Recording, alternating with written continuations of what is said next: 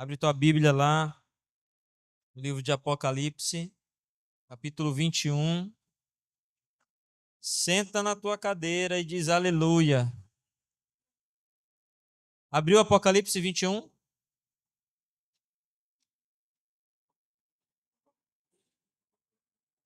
Quem achou diz amém. Está lá no final da Bíblia, né, irmão? Penúltimo capítulo da Bíblia.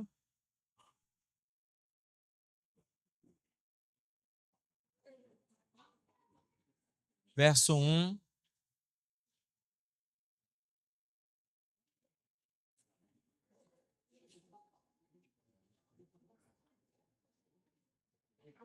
Esse barulho são as crianças saindo. Deixa só eles terminarem que aí a gente continua.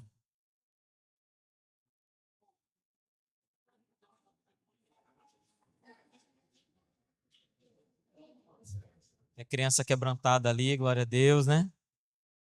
Gosta forte. Já encontrou aí, irmão? 21. Vamos ler o versículo 1. Daniel, vi novo céu e nova terra, pois o primeiro céu e a primeira terra passaram, e o mar já não existe. Ok, essa versão tá boa. Vamos ler, irmãos, até o versículo 8.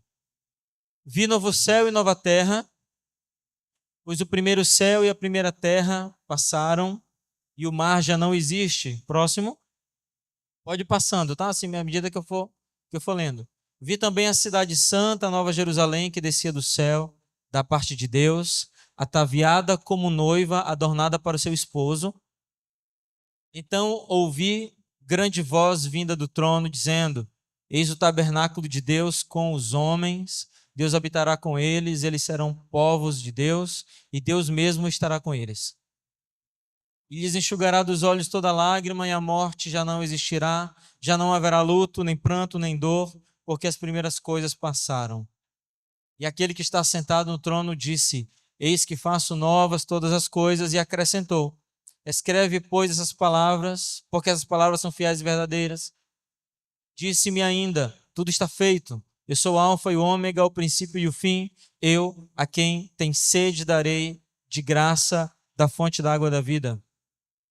O vencedor herdará essas coisas, e eu lhe serei Deus, e ele me será filho. Quanto, porém, aos covardes, aos incrédulos, aos abomináveis, assassinos, os impuros, feiticeiros, idólatras e o resto tudinho, a parte que lhes cabe será no lago que arde com fogo e enxofre, a saber, a segunda morte. Tu entendeu a tradução segundo Guilherme Tavares, né? Os mentirosos ali no final. Acaba pegando todos vocês menos eu, né? Rapaz, é engraçado, né? O irmão segurando o riso, é? Irmão, o finalzinho pega todo mundo. Nós estudamos essa palavra na quinta-feira. Nós tivemos o culto da Rede Azul e o nome do culto foi o Alfa. Obrigado. E nós estudamos esses 8 versículos aqui. Nós estamos lendo agora. Eu queria trazer para vocês eles hoje com uma outra abordagem diferente, porque aquela do culto de homens é completamente direcionada para os homens. O livro do Apocalipse, ele é um livro complicado de entender. Zwinglio não gostava e Lutero também não gostava, porque faltava uma certa compreensão. Lutero, inclusive, disse que faltava Jesus e a revelação de Cristo nele, para você ver como ele não gostava. Aí ele colocou o Apocalipse na Bíblia dele, no final, junto com Judas, com Tiago e com Hebreus, que eram livros que ele não gostava muito. Ele não retirou porque era cânon, mas ele colocou ali no final como livros adicionais. E de fato, irmãos, é um livro que é bem complexo, se você não conhece ou se você não quer conhecer a cultura judaica. Existem duas coisas na cultura bíblica que elas são semelhantes, mas elas não são a mesma coisa. São aqueles livros que são apocalípticos ou coisas apocalípticas e coisas proféticas. Ok? Por que elas são diferentes? Porque tudo que é profético, ele primeiro é falado, depois ele é escrito. Pode ser escrito pelo próprio autor da profecia ou por outra pessoa. O profético, ele é otimista. Por mais que você veja muitas pessoas dizendo que o profeta não é otimista, isso não é verdade. O profeta, ele sempre combate o pecado, ele sempre combate as coisas erradas, mas com vistas à correção para aquilo que virá. Você está entendendo? O apocalíptico não. O apocalíptico é meramente substituição. Aquilo não existe mais, se levantaram profetas, falaram, profetizaram, ninguém aceitou, vem Deus e pum, acabou. Queima tudo e acaba com tudo. Essa basicamente é a diferença. A gente pode dizer assim, a grosso modo, não como verdade total, mas a grosso modo, que o profeta é otimista e o apocalíptico é pessimista. Ok? Mais ou menos isso, tá? Então não deu certo, acabou, Deus faz tudo de novo. Essa é a visão de João em Apocalipse. João não se propõe a ser um profeta. Ele não se propõe a achar que as coisas vão melhorar.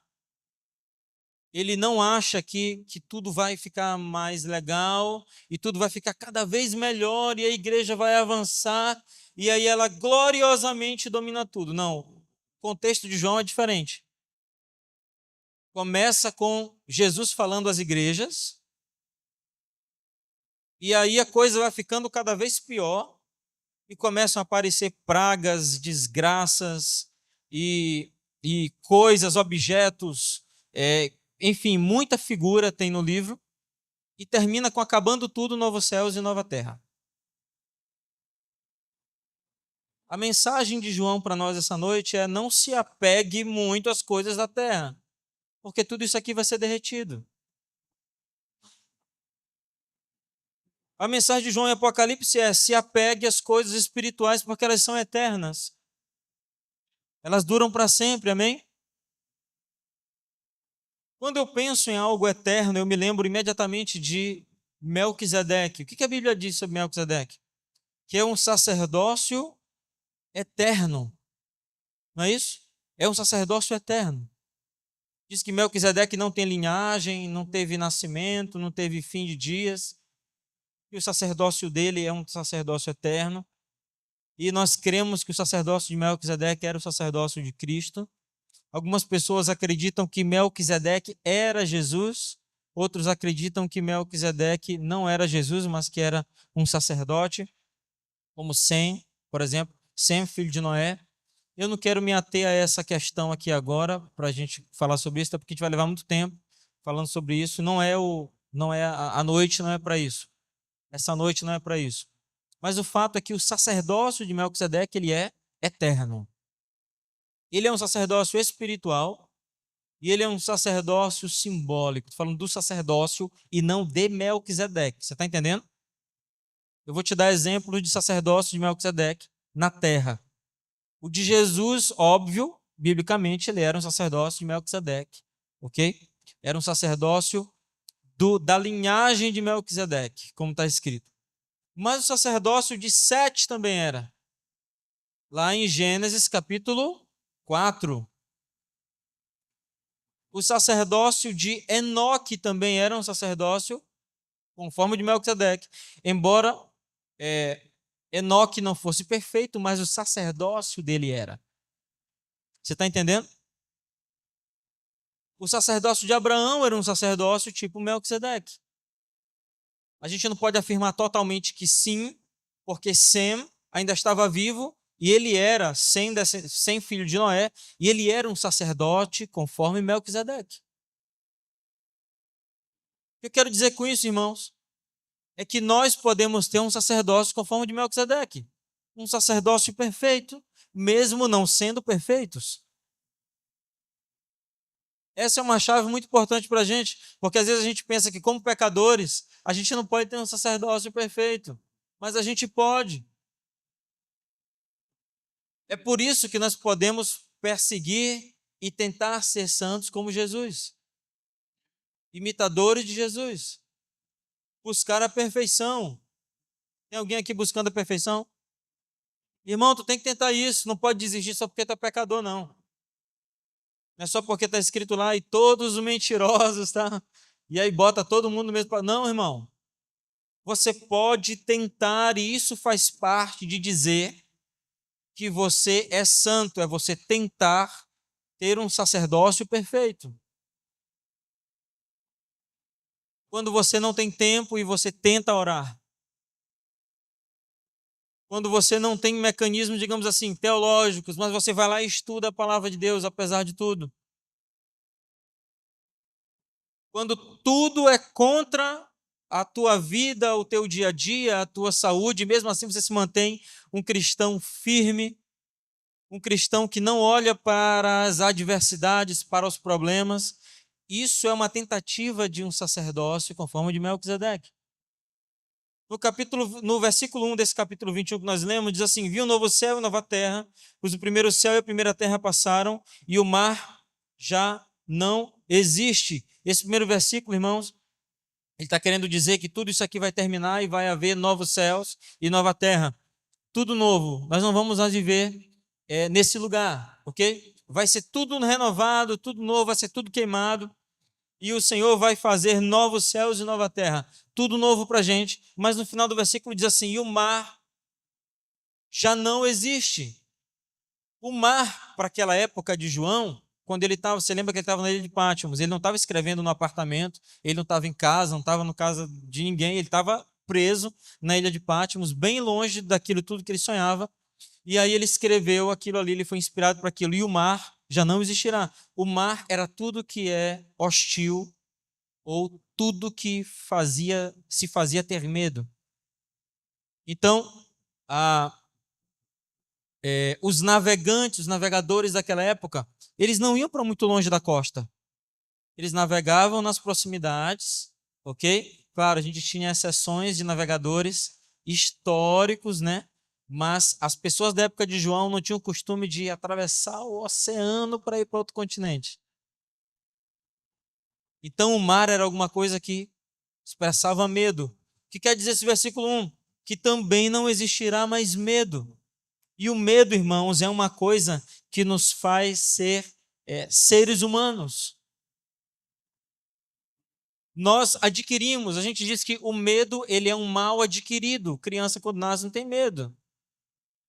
Até que um pai ou uma mãe vai lá e grita assim: não faz isso, tu vai cair. Olha o rato, olha a cobra, olha o tubarão, olha não sei o quê. Daqui a pouco o menino tem medo até de escuro.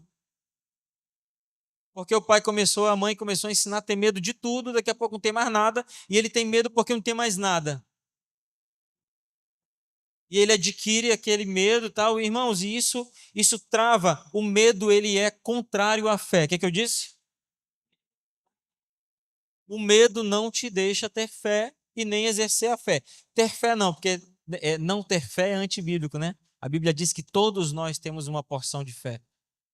Mas o medo nos faz não usar a nossa fé.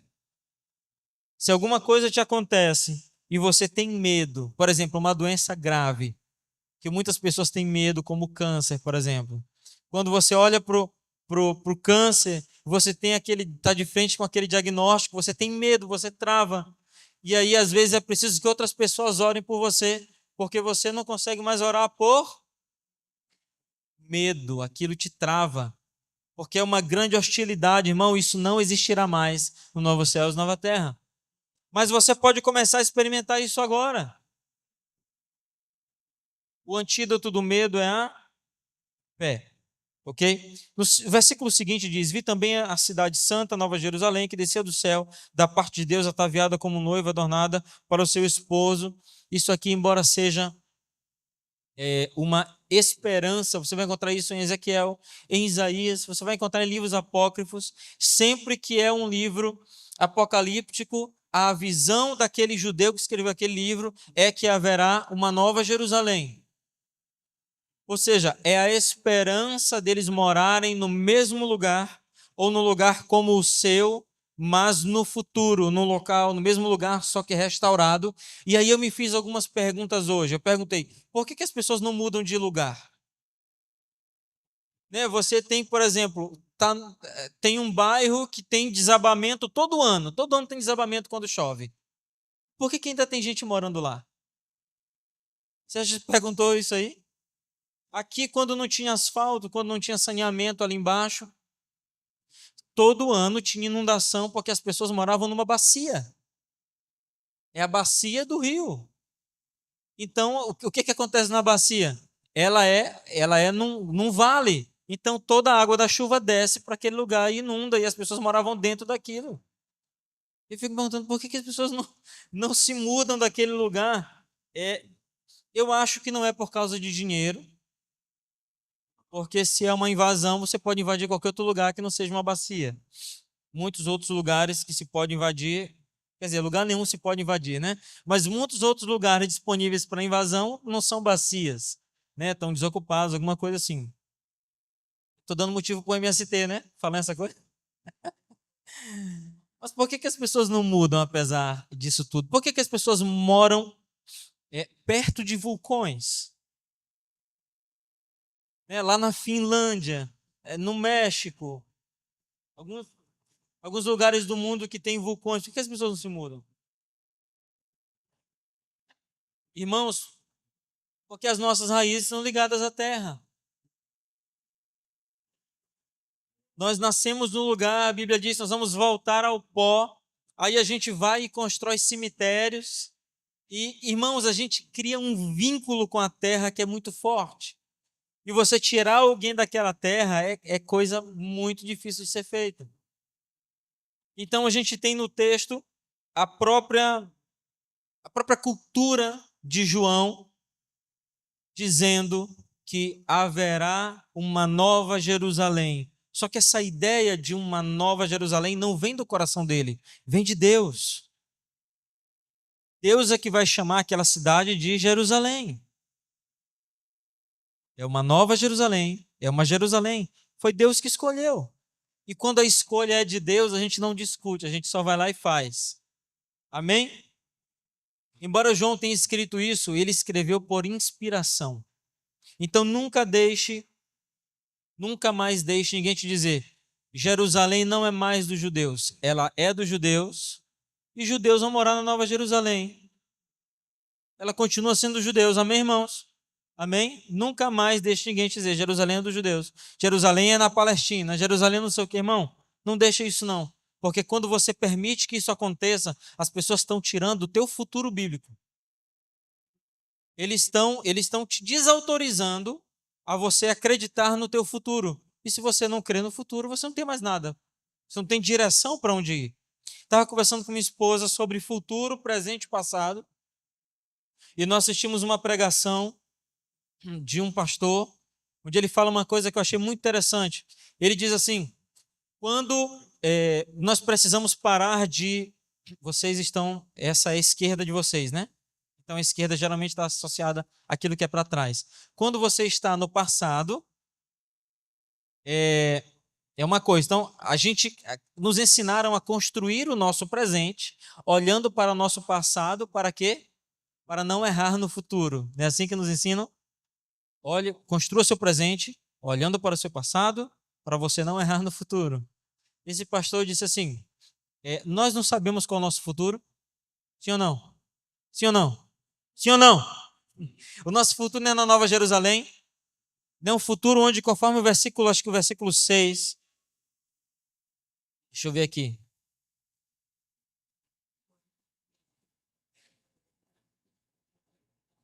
Versículo 4, Deus enxugará toda lágrima e não haverá mais morte, nem tristeza, nem choro, nem haverá mais dor, porque as coisas antigas se passaram, serão passadas. Se o nosso futuro é esse, por que a gente então não, ao invés da gente olhar para o passado, a gente não olha para o futuro e traz para o presente? Isso não é importante? Porque a gente conhece o nosso futuro.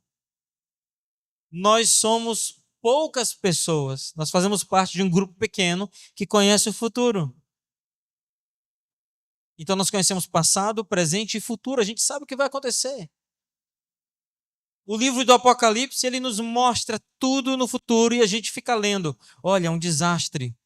Olha, uma pandemia. Olha, tal coisa. E aí a gente sabe. Então a gente pode dizer que conhece o futuro. Então vamos pegar o futuro e trazer para o presente. Porque a gente não vive mais apegado ao passado. Amém? Não devemos mais viver apegados ao passado. Isso nos envenena, irmãos. Enquanto aquilo lá não está tratado e fica lá no lugar dele, nós nos envenenamos minuto após minuto. É só você observar, a gente vai falar sobre isso. Só você observar seus comportamentos. Você vai ver o quanto nós somos presos ao passado. Nós vamos falar sobre isso no Revival. Vai falar alguma coisa sobre o Revival aqui hoje, né? Organização, alguma coisa? Falar? Ok. Irmãos, o Revival vai ser muito importante. Vai começar na sexta 28, não é isso, amor? Sexta 28 de fevereiro. E a gente vai até o dia 4 aqui. Vamos falar sobre cura interior. Mas não vamos apenas falar, nós vamos ser curados em nome de Jesus. Amém?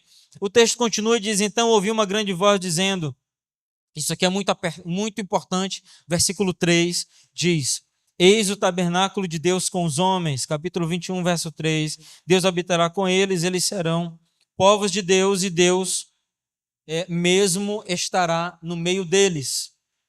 Olha que importante, fala de tabernáculo, ou seja, fala de um local onde Deus habitava, onde Deus vinha para se relacionar com o povo de Israel no deserto. Você está consciente disso, ok? Não era isso o tabernáculo? Deus vinha, Deus descia, Deus vinha consumir o sacrifício do altar que estava sobre a tampa do propiciatório. Ele vinha e ele se manifestava. E o povo de Israel sabia que tinha a bênção de Deus, porque ele vinha no horário marcado, na hora do sacrifício ele vinha e ele se apresentava, só que ele não vinha com qualquer agenda, irmão. Deus só vinha com sacrifício. Diga sacrifício. Está escrito aqui, nós acabamos de ler no versículo 3, que eis o tabernáculo de Deus com os homens. Deus habitará com eles. Só que para Deus habitar, a palavra habitar é a palavra Deus e a palavra tabernáculo, a gente que entende as Escrituras sabe que exige sacrifício. E esse tempo em que nós vivemos é o nosso tempo de sacrifício, porque lá no céu a gente não vai precisar sacrificar nada. Nós estaremos lá porque fomos aprovados, amém? Então, irmão, lá como não vai ter dor, não vai ter doença, não vai ter nada, tu não vai pecar. Tu vai ser aprovado, crente. Amém? Irmãos, esse processo de sacrificar, nós precisamos compreender isso, porque não é qualquer sacrifício que Deus aceita. Não é simplesmente assim, eu vou sacrificar o que eu quero. Não é aquilo que Deus quer, porque Ele é o objeto do culto, Ele é que é cultuado. Você pega, por exemplo, Caim e Abel, certo? Dois irmãos, alguns dizem que eram gêmeos, outros que Caim era mais velho que Abel.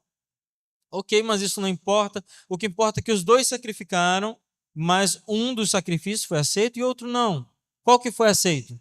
Você que é crente, leitor da Bíblia, dorme com a Bíblia debaixo do travesseiro. O sacrifício de Abel foi aceito. E o que foi que ele sacrificou? Um cordeiro de corraça. Aí pegou pesado, né?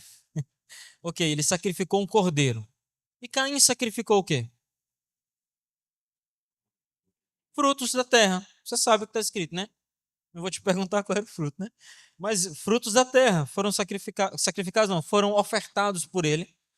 Uma diferença básica de fruto da terra e de sacrifício animal é a fumaça, né? Quem já fez fumaça de vegetal aqui de mato? E Moisés faz direto, né? Fumaça de mato. Fumaça de mato, ele não sobe verticalmente, porque não tem combustão suficiente, mas fogo de gordura sobe. Quem faz churrasco aí, todo mundo, e Moisés não faz. Todo mundo faz churrasco. Churrasco sobe por causa da gordura.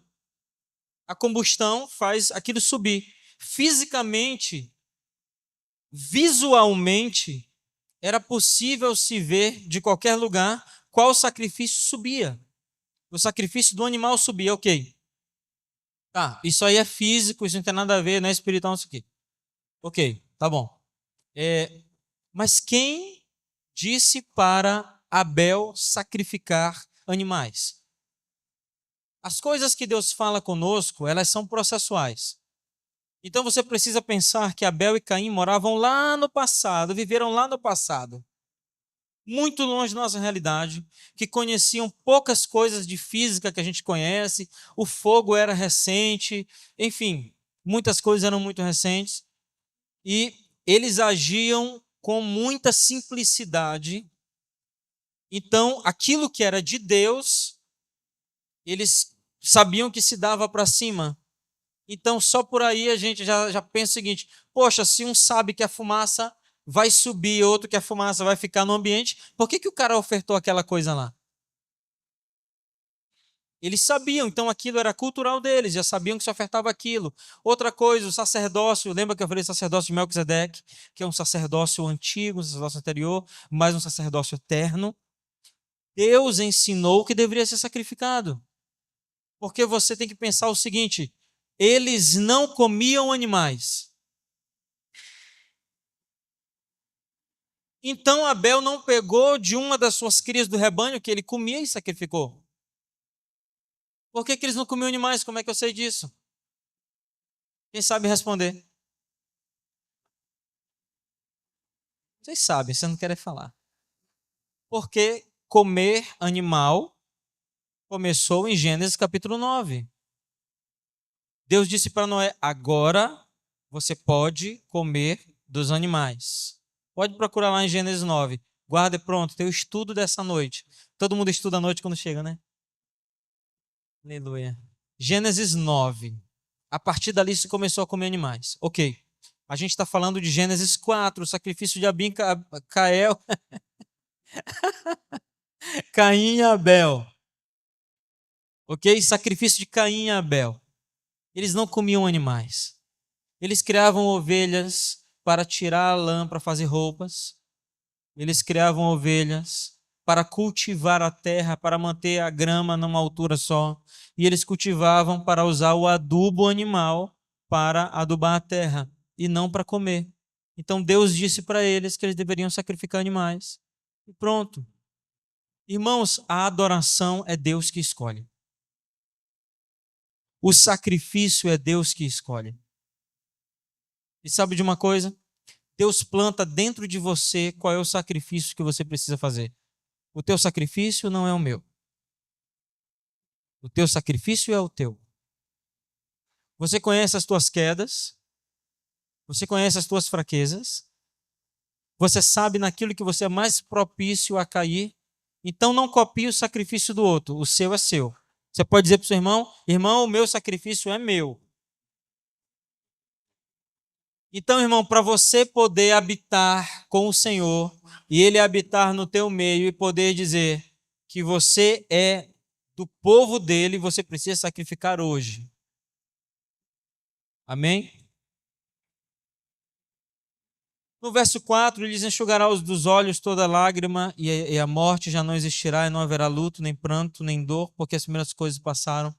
Domingo passado, nós tivemos uma triste notícia, que uma amiga nossa faleceu, acho que a maioria de vocês sabem do que aconteceu. Nós estivemos lá, eu e Armando, ele veio aqui, o marido dela veio aqui na quinta-feira passada, nós estivemos juntos, choramos um pouco, conversamos, oramos, ele esteve no culto conosco aqui também. E foi uma situação muito complicada. A gente ficou segunda e terça bem abalados, eu e minha esposa, com a situação. E eu imagino que você, se você conhece ele, você pode orar. Eu acho que você está orando por ele. Mas continue orando, porque não é uma situação fácil de ser digerida. Ok? E no versículo 4 diz que, no entanto, nesse tempo não haverá mais isso. Ele lhes enxugará dos olhos toda lágrima. Não haverá morte, não haverá luto, nem pranto, nem dor. Tudo gira em torno da morte, aqui nesse versículo. Então não é uma questão de existência, é uma questão apenas de morte. porque haverá vida, vida para sempre. Você quer viver para sempre? Olha o quanto a gente tenta viver para sempre, né? A gente quer uma pílula da vida eterna, a pílula dos 100 anos, a alimentação, e isso é a propaganda dos medicamentos, né? E dos suplementos, tal, aquela coisa toda. Então isso vai te fazer viver mais não sei quantos anos, a tua aparência e não sei o quê, e aí começa aquela propaganda toda. Irmão, isso vende demais. Isso vende muito. Por que que vende? Porque descobriram uma coisa que nos conecta à eternidade. O desejo de viver mais. O não querer morrer. Querer ter mais um tempinho aqui na terra. No verso 4 diz que não haverá mais esse medo e não será mais necessário esse desejo, porque nós viveremos para sempre. Nós viveremos para sempre. Amém? Irmãos, se nós queremos viver para sempre, é só em um único lugar, só num lugar será possível viver para sempre, e é no novo céu e na nova terra. Não é possível viver para sempre fazendo as coisas de agora, as coisas terrenas. Eu falei na quinta-feira, eu disse: você vai para um casamento, tá lá o convite de casamento. Pronto, vai ter um casamento aqui, né? Aí eu citei na quinta-feira. No convite está escrito assim: traje de gala. Aí tu vai de esporte fino. Se for numa casa de evento séria, o pessoal lá da porta, como é que é o nome? O pessoal fica na porta lá? O quê? Não entendi, não. Recepcionista, não. Tem um nome cerimonial. Cerimonial é igual polícia. Se tu chegar de esporte fino, o cerimonial te prende. Não deixa tu entrar, não. Porque tá no convite, irmão. Tu só entra se for o pai da noiva. O pai da noiva maranhense, né? A camisa aberta até aqui no meio. Camisa azul ou verde. A impressão que ele tem é que ele vai rasgar assim e vai sair brigando, né? Camisa aberta até no meio assim, por fora da calça, né? Já foi casamento assim, já? Tá rindo? Já foi. Aí, falando dele aqui sem saber. Casamento de... Irmão, como é que tu vai querer ir para o céu que tem especificidades, tem um tipo de conduta, tem uma maneira de se viver aqui na terra? Está na Bíblia, é em santidade. Se tuas roupas vão ser santas no céu, que diabo que tu quer com roupa do Satanás na terra, né? Como é que é isso aí? Tu acha que quando tu chegar na porta do céu, lá vem piada católica, São Pedro vai estar na porta te esperando com um monte de roupa para tu trocar. Tu tá pensando que é estúdio de televisão, é? É não, irmão. Ou tu te veste agora, ou lá não vai dar, nem vai chegar, na verdade, né? Tem que te vestir agora, irmão. Amém? O versículo 5 a gente pode dividir em duas partes. Você está acompanhando dentro da Bíblia? Lê lá o versículo 5. Capítulo 21 diz assim: aquele que está sentado no trono disse: eis que faço nova todas as coisas. Ponto. Pare bem aí. Essa é a parte A do versículo 5. Tá?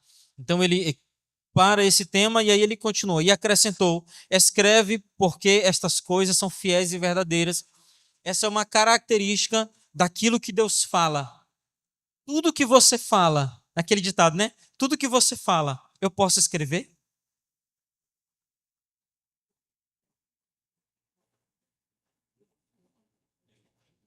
Tem gente que nem mexeu a cabeça, né? Porque a gente está pegando, o irmão faz assim, ó. Aí o outro mais sincero diz assim, ó. E o irmão que não quer falar a verdade fica assim, ó. Que se balançar para qualquer lado a gente leu, né? Eu posso escrever o que tu fala?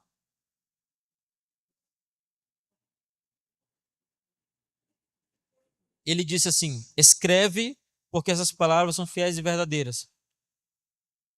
Características de coisas bíblicas, de coisas eternas, aquilo que se pode escrever. Se o que você fala não se pode escrever, não é eterno. Se você não tem palavra, a gente costuma dizer assim, palavra de homem e para mulher, né? Hoje não pode mais dizer. Amados e amadas. Gramática foi, acabou-se a gramática, né? Amados. Pronto, ponto final. Aqui a gente usa a gramática verdadeira. O que você fala, meu amado, pode ser escrito.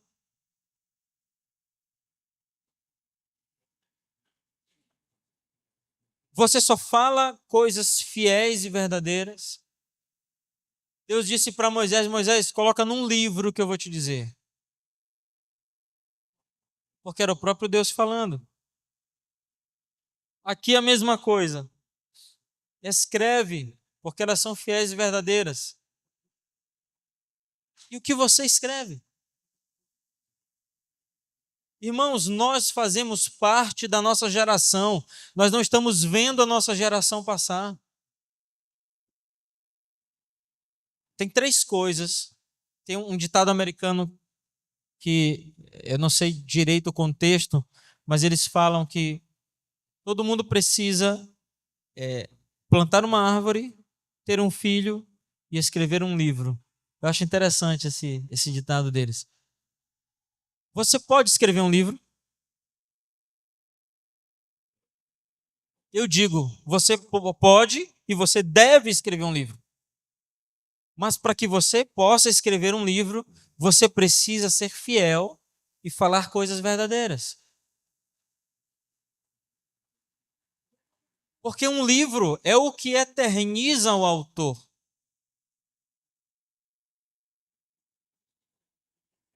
Hoje eu estava lendo um livro de um cara em inglês, traduzido para português, que viveu em 1958.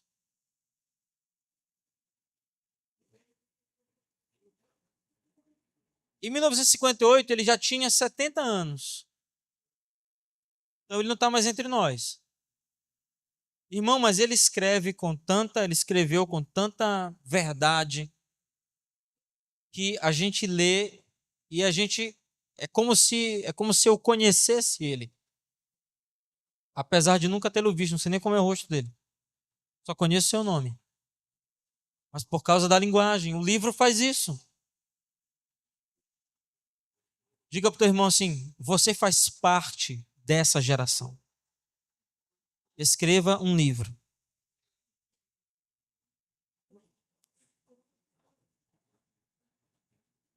Todo dia tu não está lá na rede social? Tu está na rede social todo dia? Todo dia. Alguns toda hora, né? Aqui eu vejo. Eu sei. Antigamente a gente, quando era lá, a igreja era lá naquele prédio do lado do Mateus, eu dizia assim para os meninos: desliga o roteador, para não ter internet para o pessoal da igreja, que os irmãos às vezes, né, estavam ali na internet ali. E porque as pessoas não tinham celular com sinal de internet, era muito caro, então muita gente não tinha. Hoje, irmão, desliga aí. Tá faltando a gente botar aquele bloqueador de sinal lá de Pedrinhas aqui para ver se o irmão não acessa o negócio aí, porque eita, coisa complicada, né? É. Aí o irmão abre a Bíblia está no está no WhatsApp. A Bíblia está no celular instalada, né? Mas parece que está no WhatsApp, né? Aí o irmão está lendo lá Apocalipse, aí aparece lá uma mensagem lá em cima, na cabeça do livro, cobre o nome Apocalipse e aparece a mensagem do grupo da família lá. Aí fica difícil, né, irmão, ficar no culto. São sinais. No verso 6 diz: tudo está feito, eu sou o alfa, o ômega, o princípio e o fim, e eu a quem tem sede darei de graça da água da vida. Deus está querendo dizer, irmãos, que Ele é tudo e tudo está nele. Ele é o princípio e ele é o fim. E o interessante desse texto é porque Deus não tem início e não tem fim. Mas nós temos. Então quer dizer que quando nós chegamos, Deus já estava. E quando nós formos, Deus continuará. E Ele tem domínio sobre tudo. Ele não apenas está e não apenas estará, mas Ele também domina sobre todas as coisas. E Ele tem domínio sobre tudo. Ele conhece todas as coisas. Ele é onisciente. E eu fico me perguntando por que a gente tenta fugir dele? Se Ele tem tudo, se Ele sabe de tudo, se Ele conhece todas as coisas, o que nos faz pensar por alguns segundos que nós estamos fazendo alguma coisa escondido dele? Irmão, não tem nada oculto que não venha a ser revelado. Está escrito desse jeito. E em Hebreus capítulo 4 diz que todas as coisas estão patentes diante dele.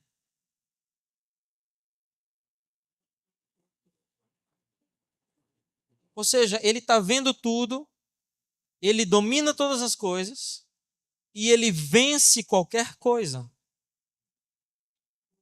E a gente ainda tenta se esconder. Eu acho que é melhor a gente parar agora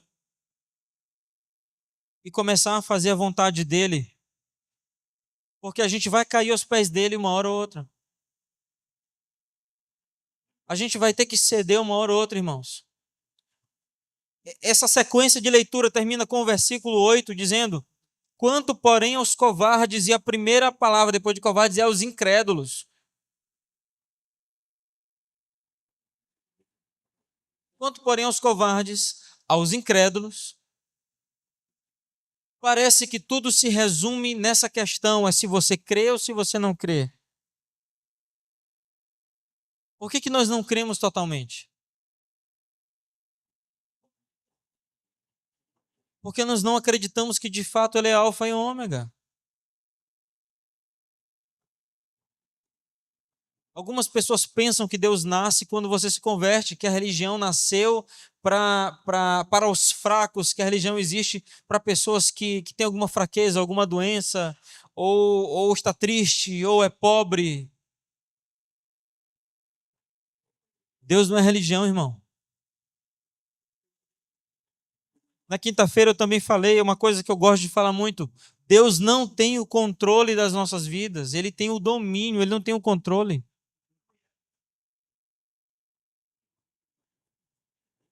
É diferente.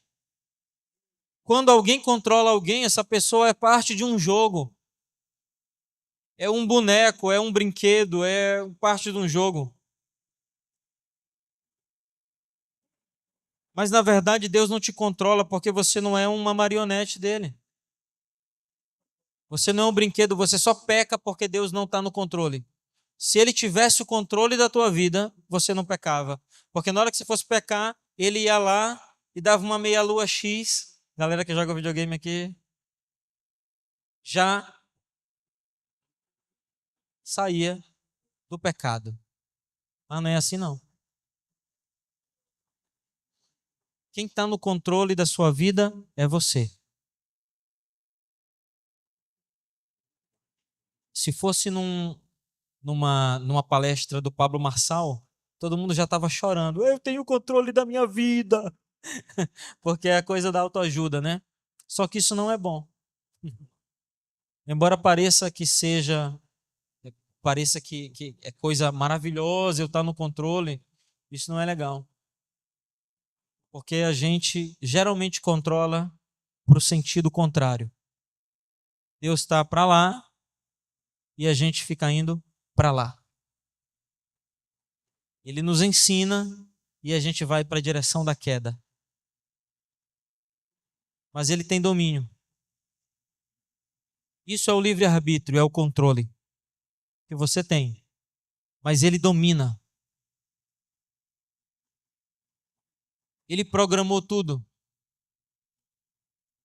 A Bíblia diz que o Cordeiro foi sacrificado antes da fundação do mundo. Ou seja, o Senhor providenciou o arrependimento antes que existisse o pecado.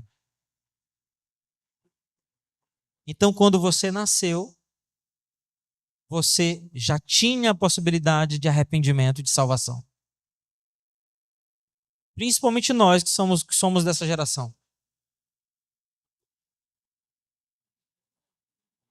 A questão é, o que nós fazemos com o controle que temos? Nós temos muito poder nas mãos, irmãos. As nossas vidas. Quem sabe alguém pode virar governador aqui, alguém pode virar prefeito, alguém pode virar um vereador, alguém pode virar alguma coisa. O que você vai fazer com esse controle, esse livre-arbítrio todo que Deus vai te dar? Quem sabe você vai ter uma família. O que você vai fazer com esse controle todo que Deus está te dando? Com o teu livre-arbítrio? Nós precisamos aprender a usar o nosso livre-arbítrio para salvar as pessoas. Para nos salvar primeiro, mas para salvar outras pessoas. Controlar as nossas vidas no sentido real, no sentido correto, no sentido verdadeiro. Não na direção do passado, do pecado e do passado, mas na direção do futuro, na direção da salvação, na direção do céu. Já que nós temos controle, dirija nessa direção, irmão. Amém? Controle sua vida nessa direção. E no versículo 7 diz: o vencedor herdará essas coisas, eu lhe serei Deus, e ele será o meu filho. Olha que coisa interessante. É Deus e filho. Se você pensar no sacerdócio de Melquisedeque, pensar na possibilidade de que Jesus é Melquisedeque, ou que exercia o sacerdócio de Melquisedeque, você vai ver um sacerdote que ao mesmo tempo é filho do Deus para quem ele é o sacerdote, ou de quem ele é o sacerdote. Aí Jesus vem, havia toda uma estrutura organizada de sacerdócio do povo de Israel, e sacerdote, se a estrutura fosse aquela mesma do povo de Israel, sacerdote só se fosse descendente de Arão. Nenhum de nós aqui é descendente de Arão. Nenhum de nós poderíamos ser sacerdotes. Mas Jesus vem e nos transforma todos em sacerdotes. Todos. Eu acho que às vezes falta um pouco dessa compreensão no nosso meio cristão, porque ou a gente quer ser servo, ou a gente quer ser filho, mas dificilmente a gente quer ser sacerdote. E aí a gente transfere para os pastores aquilo que é nossa responsabilidade. Eu já falei para vocês, se cair alguém endemoniado e uma pessoa ligar, pastor, vem tirar o demônio, eu vou ligar para um de vocês. Vai expulsar esse demônio. Posso ligar? E o pessoal vai começar a desligar o celular. Se já não vem no culto da Santa Convocação à noite, porque vocês que pregam, né?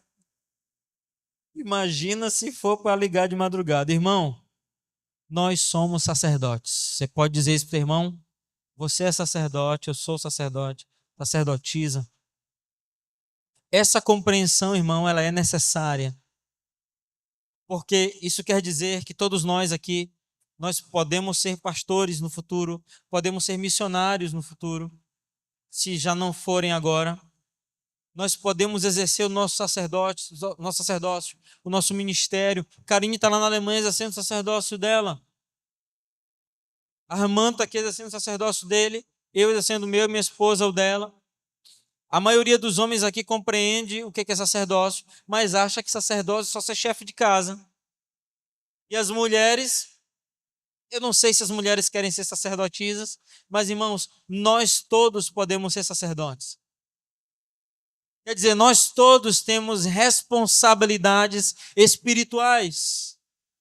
Você imagina a diferença entre um sacerdote e uma pessoa comum no meio do povo de Israel, na época do tabernáculo, onde tinha um pequeno grupo de sacerdotes que sacrificavam, um pequeno grupo de levitas que carregavam todo o tabernáculo e fazia tudo, e um povo que não estava nem aí. Eu estou generalizando de propósito. Sabe por quê? Porque, irmão, tinha sacrifício para perdoar todo tipo de pecado. Até pecado por ignorância. Tipo assim, o cara pecou sem saber que pecou. Tinha perdão para aquilo ali. Aí é fácil, né? Aí é fácil. Mas e hoje? Porque eu já falei para vocês, a graça é mais pesada do que a lei. Porque antes pecava quem jogava a cadeira na cabeça do irmão. E hoje peca quem pensa em jogar a cadeira na cabeça do irmão. Você é um sacerdote. Amém? Você tem responsabilidade espiritual sobre a sua vida e sobre essa geração, meu irmão.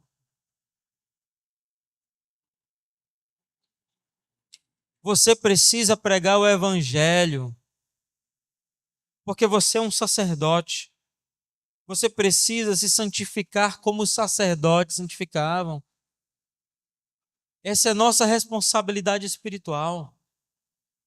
A gente não pode viver irresponsavelmente como se isso não existisse.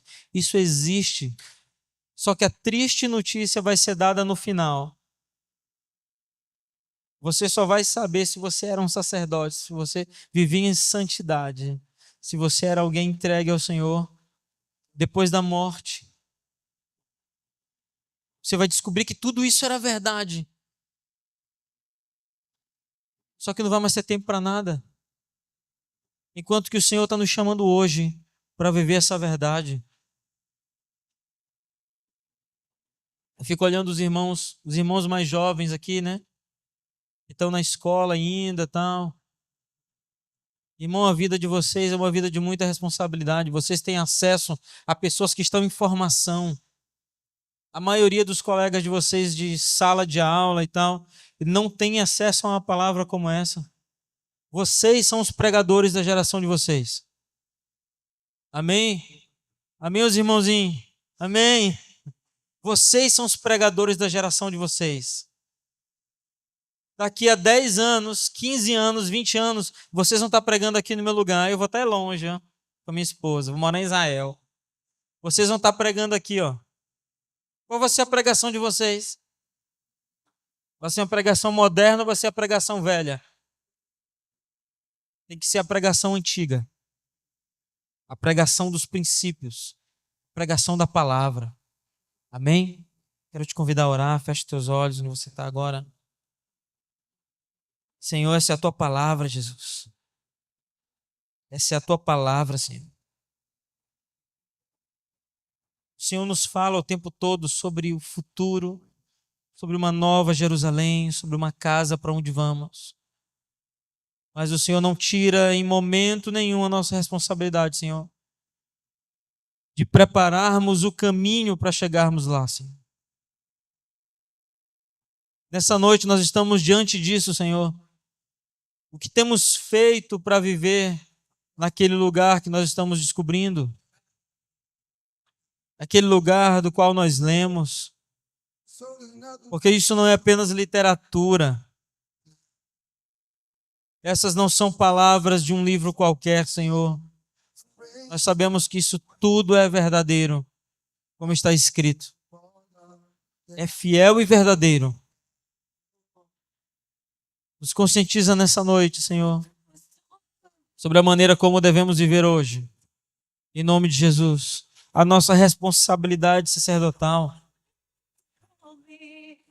Porque esse texto não termina assim por acaso. De fato, nós estamos diante de uma decisão hoje. Nós temos duas sentenças. Ou somos vencedores, como no versículo 7. Ou somos covardes, como no versículo 8. Nessa noite, Senhor, eu quero te dizer que eu quero ser vencedor, Senhor. Você pode dizer para ele também, irmão. Em qual grupo você quer estar? De que maneira você quer viver?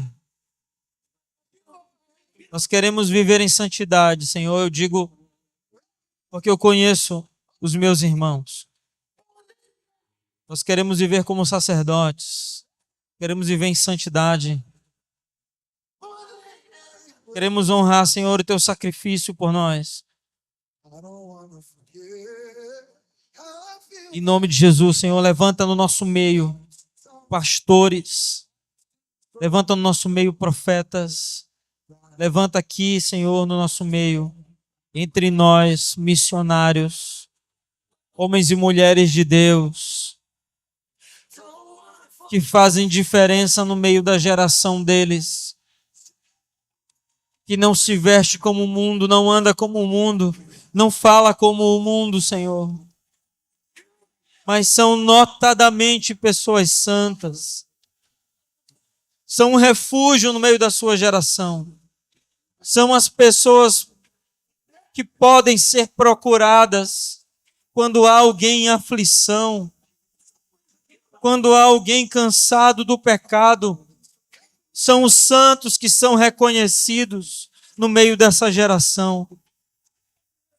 Nós queremos ser os santos dessa geração, Senhor. Em nome de Jesus, não sei se você quer, irmão, mas sinalize para o Senhor alguma coisa, diga algo para Ele, faça um pacto com Ele nessa noite.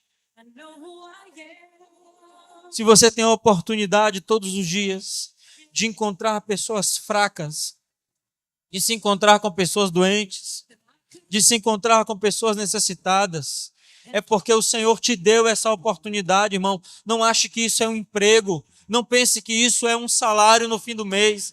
Isso é uma oportunidade que o Senhor te dá. Se você tem contato com pessoas para quem você pode ensinar, pessoas que você lidera, pessoas que estão chorando, pessoas que estão se divorciando, pessoas que estão morrendo, pessoas que têm doenças que não descobrem. Meu irmão, minha irmã, isso se chama oportunidade. O Senhor está te dando oportunidade. Olhe para isso como uma oportunidade. Não olhe como uma pessoa normal. Olhe como um sacerdote. Veja todas essas coisas como alguém que conhece o futuro. Sabe, irmãos, eu conheço pessoas que conhecem muita coisa, que têm muito conhecimento acadêmico, que leram muitos livros. Essas pessoas chegam no meio dos outros como se soubessem de tudo.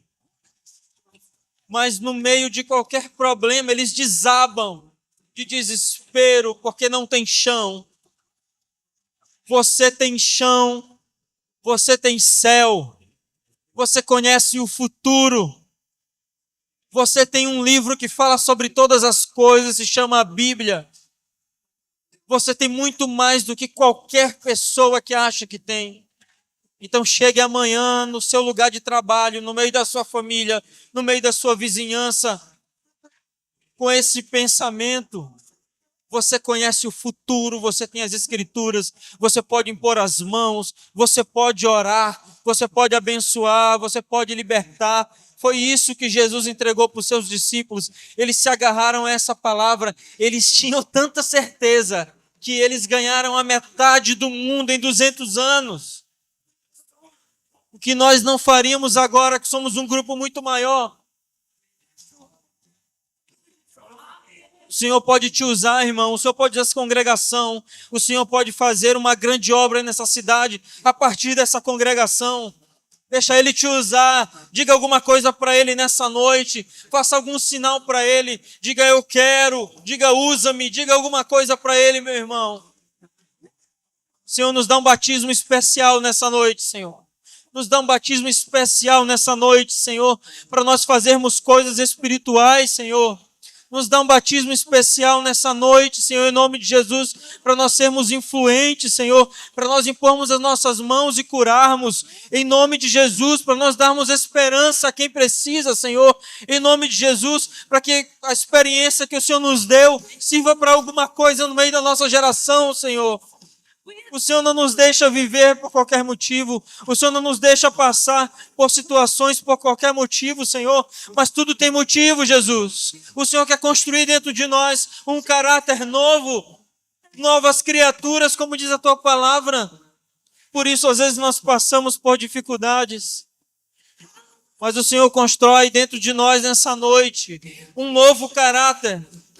O Senhor constrói dentro de nós essa noite um sacerdócio renovado, de sacerdotes que conhecem o futuro e vão transformar essa cidade em nome de Jesus. Você crê nisso? Diga amém, eu creio e aplaudo o Senhor. Aleluia. Obrigado, Jesus.